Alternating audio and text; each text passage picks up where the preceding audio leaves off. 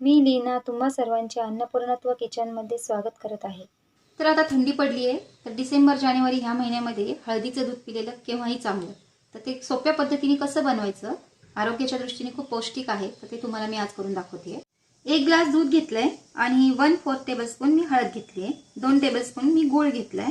दालचिनीचा अगदी अर्धा इंच तुकडा घेतलाय आणि तुळशीचे एक 8 ते 10 पानं घेतलेली आहे आणि अद्रक घेतलाय अर्धा इंच किसून. गॅसवर एक मीडियम साईजचं आता आपण पातेलं घेतलेलं आहे की आता जेव्हा दूध उकळतं तेव्हा असं उतू जाऊ नये म्हणून थोडं मोठं साईजचंच घ्या. आता मी याच्यात 1 ग्लास दूध घालते.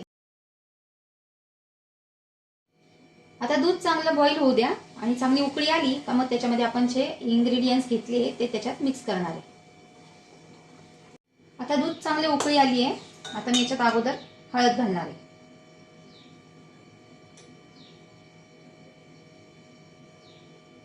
दालचिनीचा तुकडा. आता तुळस आणि आलं हे दोन्ही पण घालते. तर हे चांगलं असं 1 मिनिटभर असं चांगलं उकळू द्या.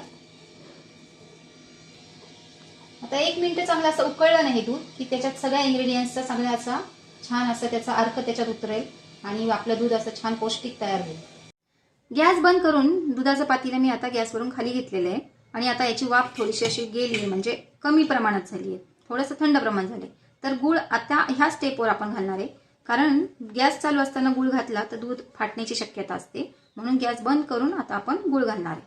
तर आता मी हा गूळ घालते. गूळ हा ऑर्गॅनिक घेतलेला आहे आणि गूळ टाकल्याने लहान मुलं आणि म्हातारी माणसं सगळेजण आवडीने घेतात. तर आता हा गूळ आपण याच्यात मिक्स करूया. आणि ऑर्गॅनिक गूळ असा हा मऊ असतो, तो पटकन मिक्स पण होतो आणि त्याच्याने खोकला सर्दीसाठी पण हे छान वाटतं हे दूध. तर आता अशा पद्धतीने सगळा गूळ आता मिक्स झालेला आहे. आता मी हे गाळून घेते.